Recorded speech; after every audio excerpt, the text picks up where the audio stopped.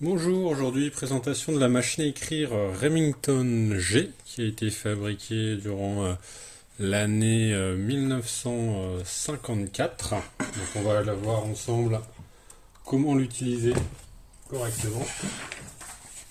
Alors tout d'abord pour venir déplacer le chariot, non même avant, tout d'abord pour venir libérer le chariot et désactiver le mode transport, on a ici un petit loquet qu'on vient pousser vers l'avant, pousser du côté droit ici, et là on a libéré le chariot.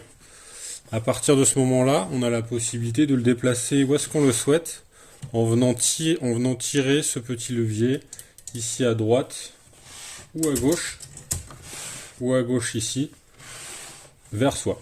Donc on vient avec la main gauche tenir le chariot et la main droite tirer le levier. Et à partir de là, on peut déplacer le chariot où l'on souhaite.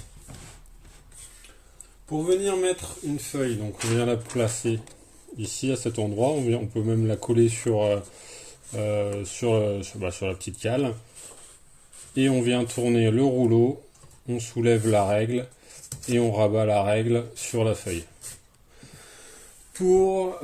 Si jamais éventuellement la feuille est mal insérée et que on va dire elle part un peu de travers, donc là j'exagère le trait, mais imaginons, on peut venir ici avec ce levier, venir dégager le cylindre et replacer la feuille comme on le souhaite. On peut même la redéplacer un peu à droite, un peu à gauche. Voilà, une fois qu'on a fait son affaire, hop, on reclaque le levier et là la feuille est bien fixée. À partir de là, on peut commencer à écrire. On vient repousser le chariot. Hop, là d'une seule main, on peut le repousser à son extrémité et on peut commencer à écrire ce que l'on souhaite.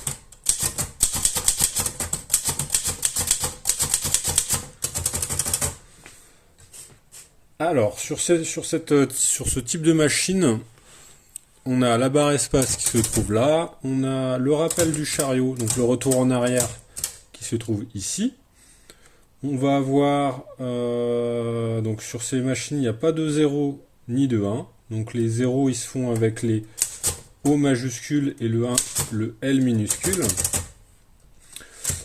D'ailleurs, pour effectuer les majuscules, donc on a le choix, soit on vient appuyer à droite ou à gauche, on vient maintenir cette pression et on appuie sur la lettre que l'on souhaite mettre en majuscule.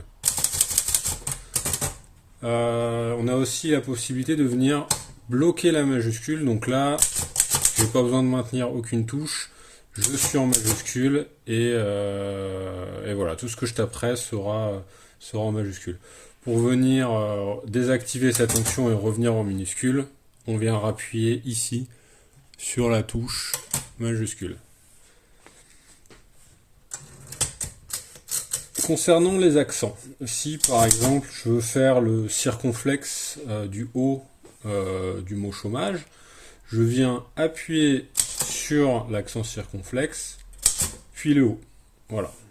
Et après je peux continuer mon mot normalement. La même chose avec le tréma, sauf qu'il faudra être en majuscule avant d'appuyer sur la touche. Quand on arrive en bout de ligne, on va refaire. On entend la sonnette qui se déclenche, ça veut dire qu'à partir de là, il nous reste 4 ou 5 caractères, et au bout d'un moment, on est bloqué. Donc voilà, là, je sais pas si on voit très bien la caméra, mais je suis bloqué, je peux plus appuyer, et en fait, la touche à caractère est bloquée. Et si on veut quand même finir son mot, on a la possibilité de venir appuyer sur cette touche débrayage. Et à partir de là, on a la liberté de continuer vraiment jusqu'au bout de la feuille. Voilà, ça peut être pratique au cas où il nous reste une ou deux lettres à finir sur le mot. Voilà, une fois qu'on se retrouve dans cette position, on peut revenir à la ligne. Enfin, il faut qu'on revienne à la ligne. On vient repousser, hop, notre chariot et on active, voilà, l'interligne. Au niveau de l'interligne, on a ici le sélecteur du niveau d'interligne qui permet de choisir l'espace entre les différents crans quand on va sauter des lignes. Voilà. je pense avoir fait à peu près le tour sur les globales fonctionnalités de la machine. Concernant les rubans et le sélecteur de couleurs, donc ici c'est un ruban noir. On a la possibilité de mettre un ruban bicolore. Et si jamais c'est le cas, on peut venir avec ce petit levier choisir soit noir tout en haut, soit rouge tout en bas. Et au milieu, on a le blanc, ce qui sert notamment avec du papier blanco pour corriger des fautes de frappe éventuelles. Et pour venir changer les rubans, ça se passe ici, on vient soulever le capot de la machine. Alors moi je conseille de mettre des gants pour changer les rubans, parce que ça salit quand même assez bien les doigts. Et ensuite on peut venir bloquer la majuscule comme je vous ai montré tout à l'heure, ce qui va permettre d'avoir un accès, d'avoir un meilleur accès, un accès plus facile au ruban. On prend des photos pour se remémorer de comment c'était. Et on vient replacer le ruban à l'exact identique à ce niveau-là.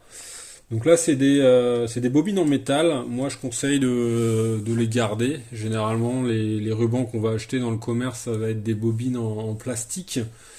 Donc, pour une question d'esthétique et de durabilité, je trouve qu'il est toujours préférable de garder les bobines d'origine, surtout quand elles sont en métal.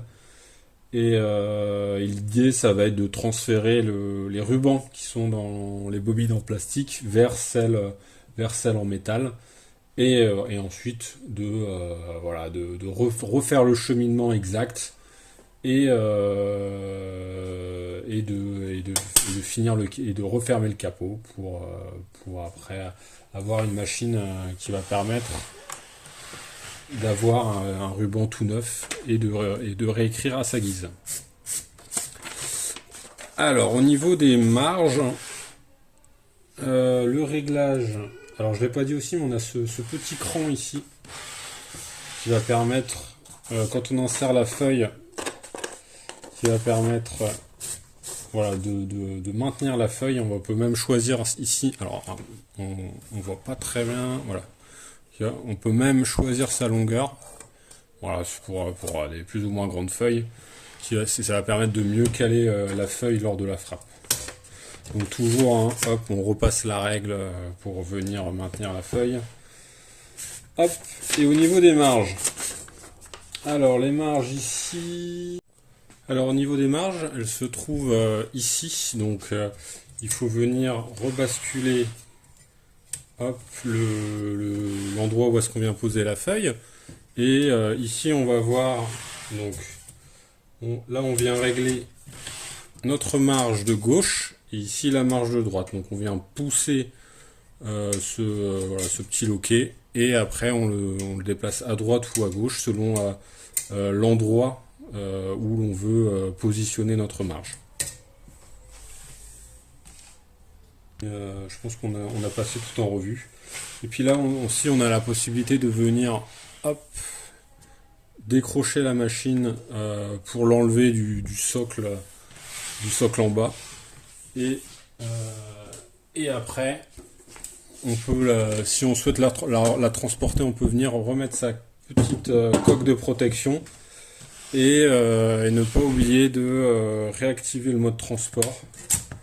Donc là, il faut jouer un peu avec ce levier-là. Voilà, donc il faut repousser le levier. Donc tout à l'heure, on l'a poussé vers la droite. Là, on va le repousser vers la gauche. Et on va faire revenir le chariot vers soi. Et là, le chariot sera bloqué. Là, il ne bougera plus et on peut l'utiliser en mode transport. Et alors pour fermer, ça se trouve ici. Après on va venir rebasculer ça. Et pour l'ouvrir, il faudra venir pousser vers la droite ce loquet. Et ça permettra d'ouvrir la machine.